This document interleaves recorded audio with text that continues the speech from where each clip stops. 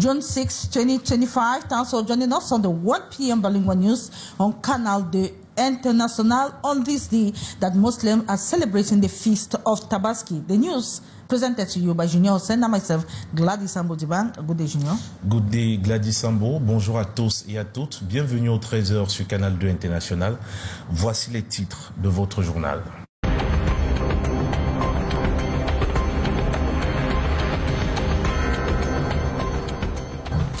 L'Aïd-el-Kébi, aussi appelée fête du mouton au Cameroun, est la fête la plus importante du calendrier musulman. Cette célébration religieuse commémore le sacrifice d'Abraham et mêle spiritualité, partage et solidarité.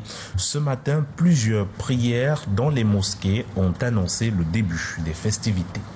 Muslims in Cameroon and around the world are celebrating the feast of Tabaski today, a sacred day marked by prayer, sacrifice, and communion, known globally as the Eid-el-Kébi. It is one of the most important holidays in the Islamic calendar. In Douala, worshippers gathered early this morning at the Bonanjo prayer ground, where the Imam called on believers to embrace peace, generosity, and devotion, the core values of the celebration.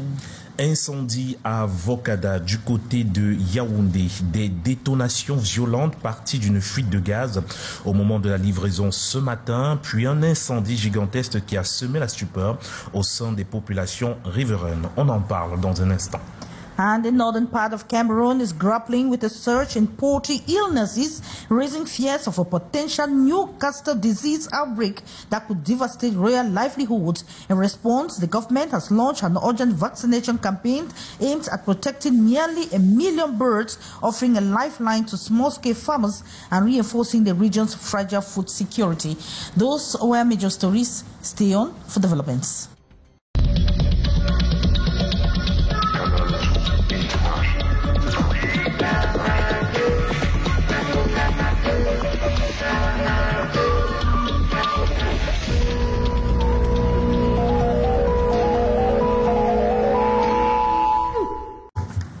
And thanks for joining us once again as we celebrate the feast of Tabaski. And that is what we begin with the news.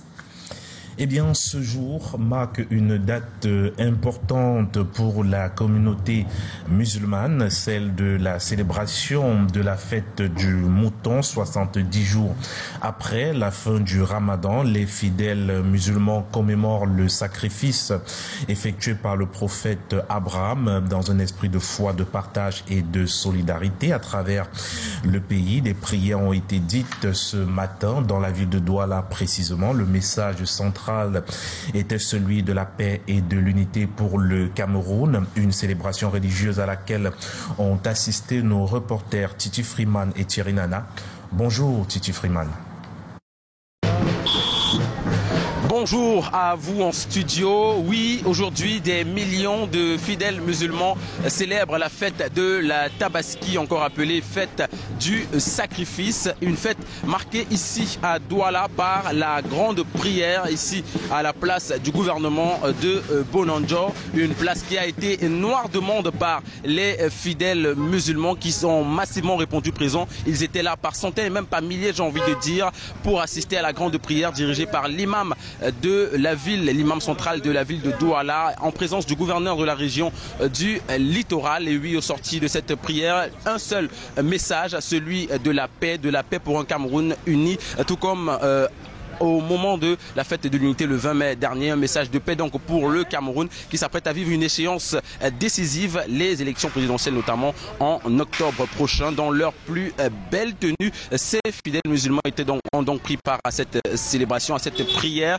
qui marque donc la fête du sacrifice. Et ce qu'il faut dire, c'est que au-delà de sa dimension spirituelle, la Tabaski est également un moment de partage et de solidarité. Le sacrifice du mouton aura donc lieu après la prière. Les fidèles musulmans se dirigent chacun dans leur famille pour ce moment de partage et de communion dans la fraternité. Une fête religieuse à laquelle ont également pris part d'autres ressortissants, d'autres obédiences, d'autres croyants. Donc ils ont massivement répondu présents. Ils étaient là pour accompagner les fidèles musulmans pour cette célébration religieuse. Et nous aussi pour le 13h de Canal International, Titi Freeman et Thierry Nana.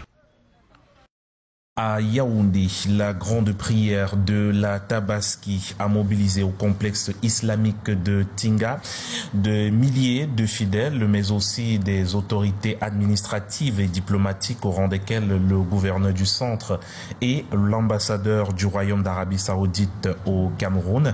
Le message de l'imam principal, une fois de plus, était centré sur la paix. Daniel Anissé Boudjé, bonjour.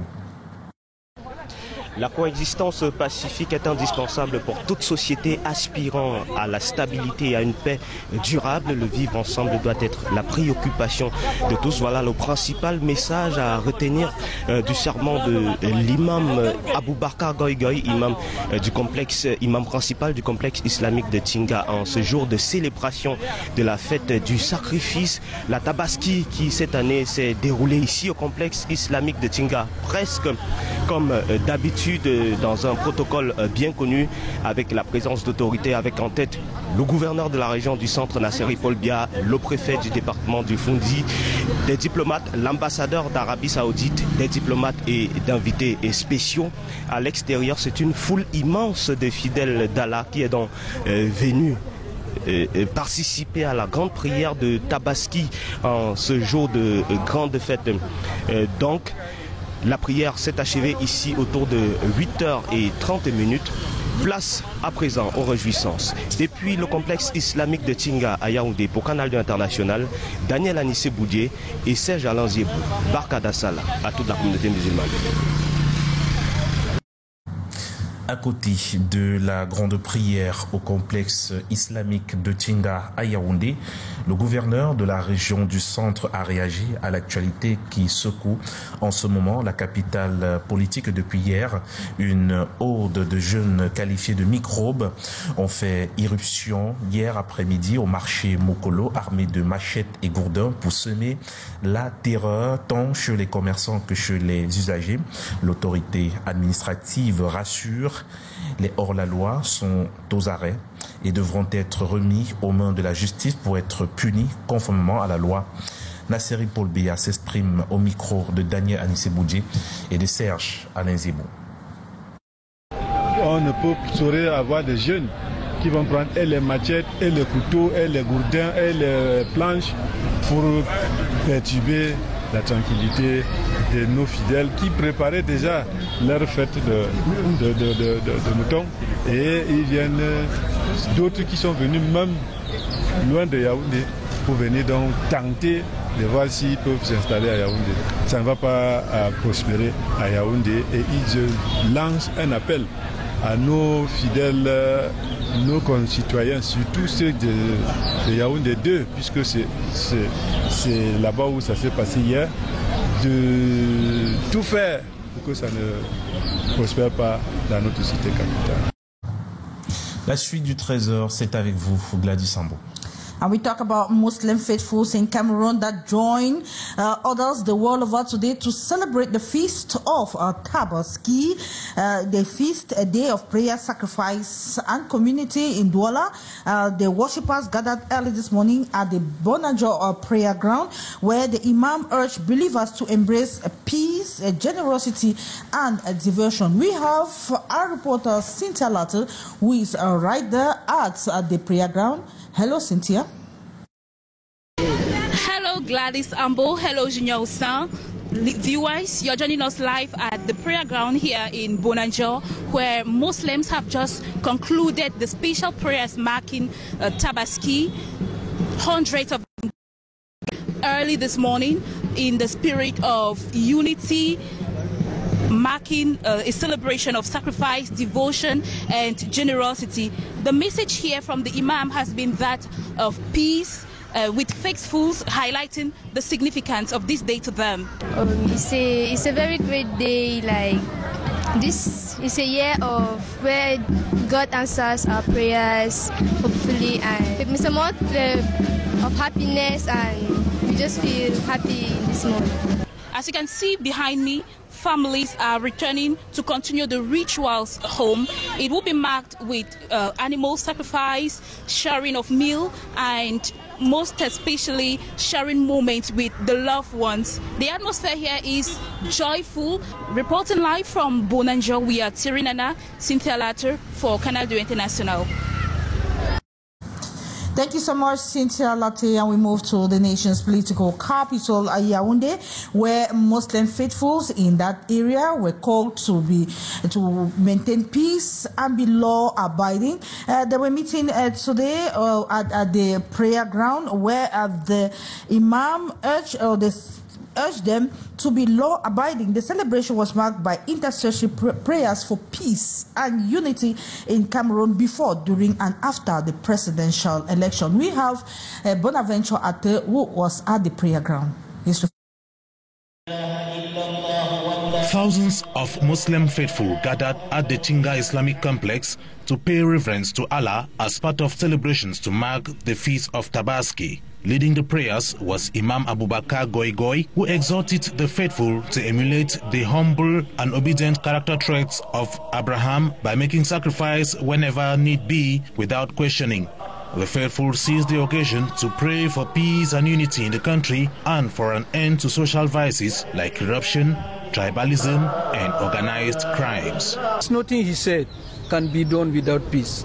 And I think that is the speech, that is the act, and everything we are doing in this country under the leadership of His Excellency President Paul Biya is to maintain peace. And we are in a particular moment of this through the country. There's a presidential election coming within few months, and peace should be maintained before, during, and after those elections. At the Yaoundé General Hospital prayer ground, the Imam urged Muslims to be vigilant and to harmonize themselves with Allah through continuous prayers. At the end of the prayers, the Muslim leader symbolically slaughtered a ram and called on faithful that can afford to go home and do the same. Muslim faithful have been called upon to shun all deviant behaviors as they go about celebrating the Tabaski. Thank you so much, Bonaventure.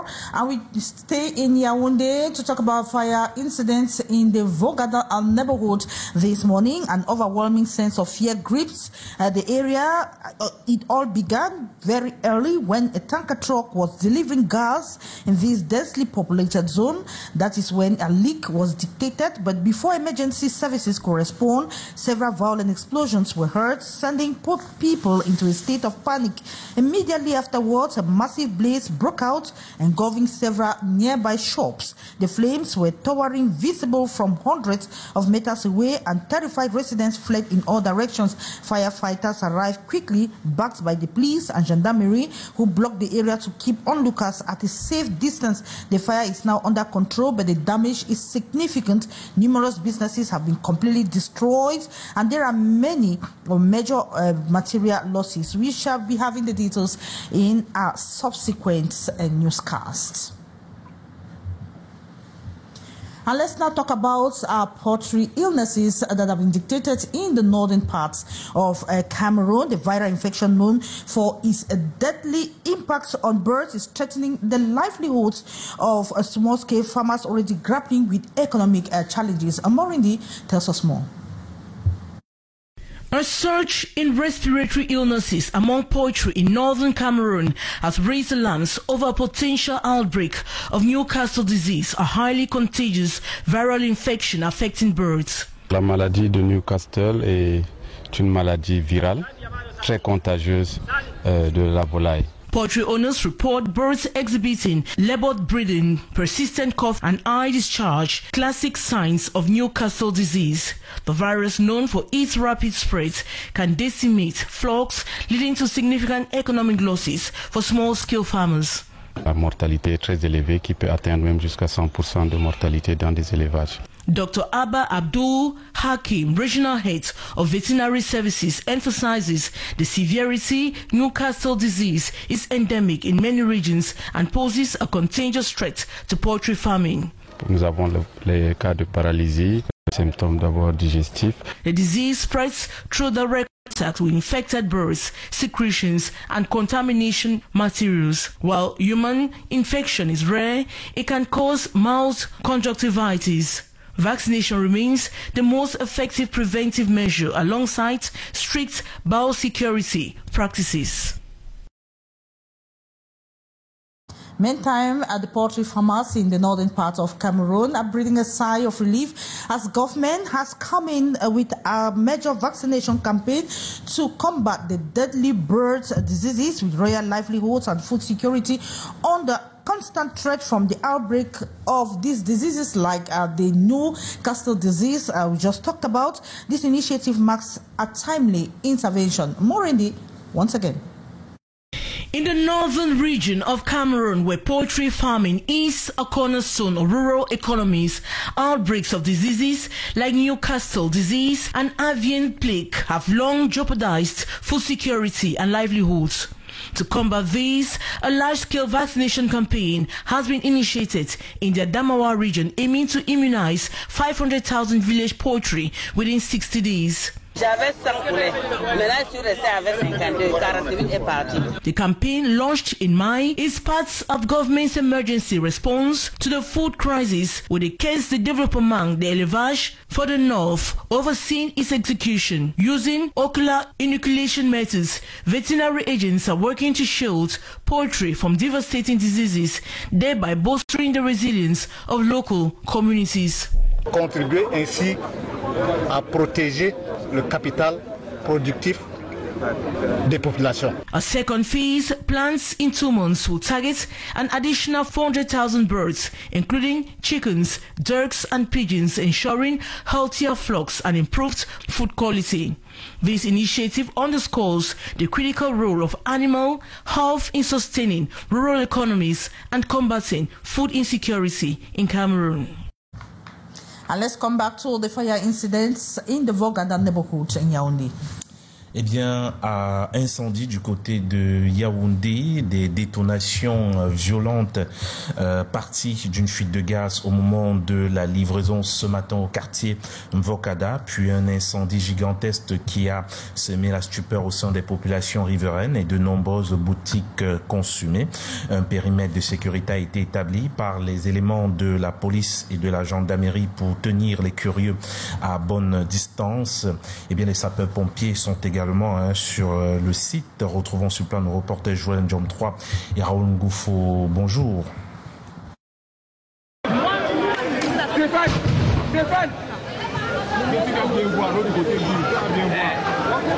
Situation extrêmement dangereuse ici au lieu dit Mvogada marché. Depuis ce matin, un dépôt de gaz est en feu. Selon les premiers recoupements que nous avons faits sur le terrain, c'est lors de l'opération de livraison qu'une fuite, une explosion aurait eu lieu. Les agents ont tenté de circonscrire la flamme avec un extincteur. Mais cette opération n'a pas donné les résultats escomptés. La flamme a pris une ampleur considérable, telle que, comme vous pouvez le voir derrière moi, des détonations se font entendre. Le sol finit même par trembler. Les populations sont sorties de leur domicile avec la frayeur. Il faut dire que les sapeurs-pompiers sont sur place pour tenter dans un premier temps d'établir un périmètre de sécurité. Les populations ont été éloignées du lieu d'impact que vous pouvez apercevoir derrière moi.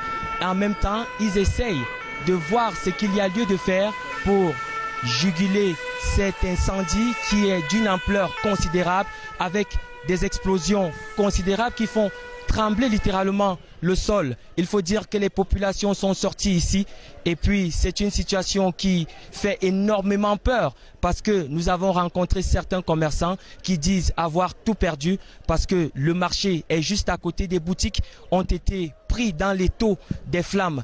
La situation n'est pas encore totalement sous contrôle ici au lieu dit Mvogada marché où un dépôt de gaz s'est enflammé donnant des explosions qui font froid dans le dos.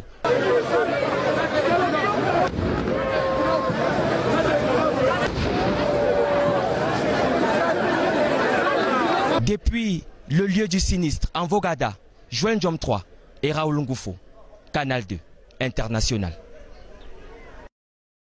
Explosion de joie ce matin à l'aéroport international de Douala.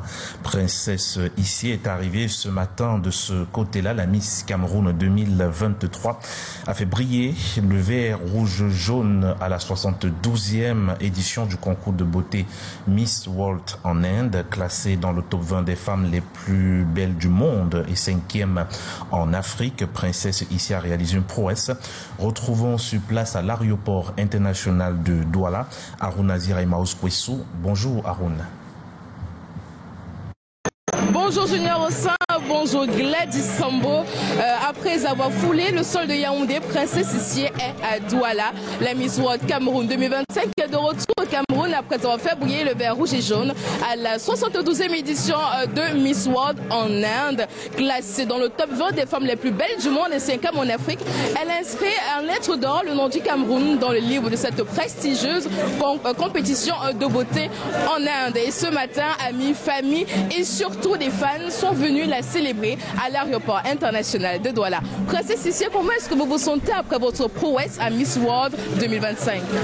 Bonjour, je suis émue, très reconnaissante envers tous les Camerounais qui m'ont soutenue jour et nuit, mais surtout envers cette compétition Miss World qui a cru en moi et qui a permis en sorte que le Cameroun, pour la première fois, puisse être hissé à ce niveau de la compétition. Il faut dire que ce n'est pas la première fois que Princesse Sissi représente brillamment le Cameroun à l'étranger. En novembre dernier, elle s'est classée dans le top 20 des femmes les plus belles dans le concours Miss Univers. Depuis l'aéroport international de Douala, nous sommes Arun Azira et Marius Koussou pour le 13h de Canal 2 International.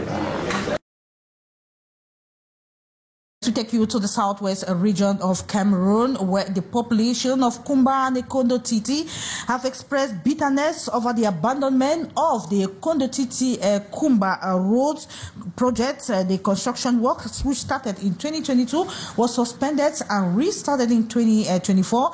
But as we speak, the roads or the construction works have been abandoned. We have Southwest Chief Correspondent Ines Ondwambala, who paints a picture of that road. This is the road linking Meme and Dian divisions of the Southwest region. Construction work on the 60-kilometer stretch of Kumba-Kondo Titi roads, relaunched last February 2024, has been abandoned.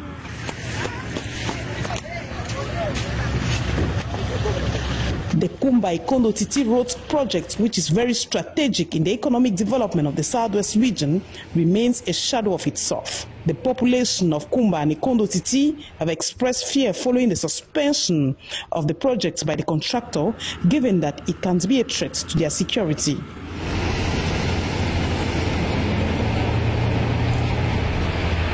The abandoned Kumba-Kondo Titi Road construction site now gives room to illicit activities and might become a refuge for armed separatist fighters group. The people of Kumba and Kondo Titi impartially await the end of the construction project. It is worth noting that upon completion, the project will boost the Southwest economy, step up development, alleviate poverty for the well-being of the population. And we take you to Yaoundé to talk about some stretches of the roads in that town noted for frequent accidents caused by heavy-duty vehicles. The Mimboman and Bosco neighborhood, the population live in fear as trailers keep troubling on the steep slope. The details we have with Haisenchia. Don Bosco Mimboman Yaoundé, a death trap, not because the stretch is bad, but the steep slope is notorious for recurrent accidents caused by heavy-duty trucks. Any instance of brakes failure with these heavy engines result in catastrophic outcomes, damaging small vehicles, killing people and leaving others in critical conditions at this road junction. Ils vont toujours perdre le frein. C'est toujours pour ça qu'on a toujours les situations comme ça. Il y a eu beaucoup de blessés. Il y a aussi un papa qui a eu sa jambe qui a été broyée. Il y a eu au moins 30 à 35 voitures qui étaient impliquées. A situation that has left the inhabitants in fear, especially those living near the road, with individuals taking various precautionary measures. Nous vivons avec la peur dans le ventre, car à tout moment un camion peut descendre et venir nous percuter. Chacun a mis les dos dans les fûts. Tu charges le fût avec le béton, parce que tu sais que ça va retenir quand même le camion qui va descendre pour ancrer chez toi. Some months ago, Demfundi's senior divisional officer banned the circulation of heavy-duty trucks on this stretch, but the decision was short-lived. The population is now proposing a better alternative to the government to curb these repeated accidents. Dévier les camions pour qu'ils ne passent plus sur la colline. La meilleure solution, c'est d'arranger la route de la Chapelle. C'est une route plate. Ça mène, la route qui mène au fait comme la route de la Chapelle. Si on a arrangé la route là, c'est qu'on ne devait pas avoir les situations qu'on vit tous les jours là. Et il faut seulement suspendre les camions parce que la majorité des accidents de la colline de Don Bosco aussi sont les camions. A similar picture unfolds on the path linking Esumba and Biteng, with accidents recorded on a weekly basis. The situation is even worse on the Mesasi Nyom Road, where motorcycles, cars, tractors and trailers frequently tumble day and night, claiming the lives of many victims. And we have the Faculty of Letters at the University of Douala, which is celebrating excellence by recognizing former students who are making waves in various professional fields in a symbolic and emotional ceremony that took place June 5, 2025 in the nation's political in Douala. Nearly 20 alumni members received the Étoile d'Or for their outstanding achievements and contributions. One of them is Canal award-winning journalist Lil Piejou. The first edition aims to inspire current students and highlight the faculty's lasting impact on national and international platforms. Let's listen to some of them in these excerpts that have been selected to us by Morindi. Have this prize, another prize. Thank God for this recognition. And Professor Kwan asked us to go and work. I will work together, and I hope God will give us the strength to work and to shine. Leaving the university, I think like 15 years ago, and coming back, you know, it's really wonderful. So I thank God for this opportunity. Being made a Golden Star is great, and it comes in a very, very important time where we are promoting this very, very beautiful event called the Living Together Festival, where we have to autonomize young people.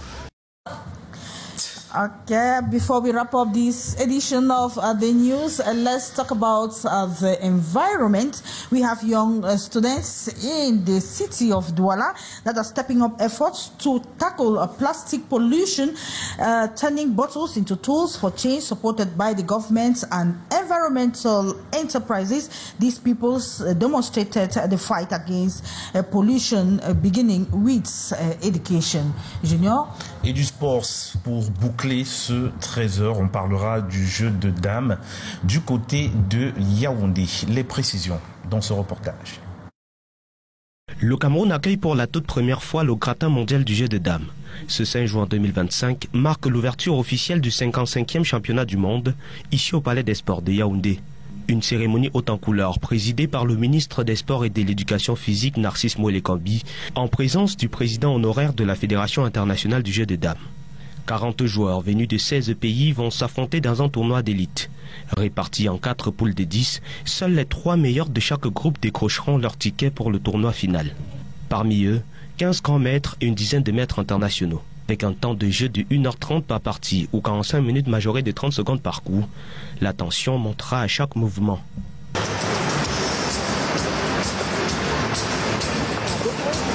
Durant 3 semaines, le complexe Mondi près de Yaoundé devient le centre mondial du jeu de dames. Le Cameroun écrit ainsi une nouvelle page dans l'histoire de ce sport de l'esprit. Nous allons communiquer. Eh bien, c'est la fin de ce 13h, Gladys Sambo. And this here we wrap up this edition of the 1 p.m. bilingual newscast on Canal International. It is a pleasure knowing you are watching the news, but don't go away because we have the next editions of the news at 3:30 p.m., 6:15 p.m. and 7:50 p.m., which will be the primetime newscasts in the English, in the French language. We can only say Barka de Salah to all of you, the Muslim faithful, celebrating the feast of Tabaski. Good day, Junior. Good day, Gladys Sambo. Bonne fête du mouton à tous et à toutes.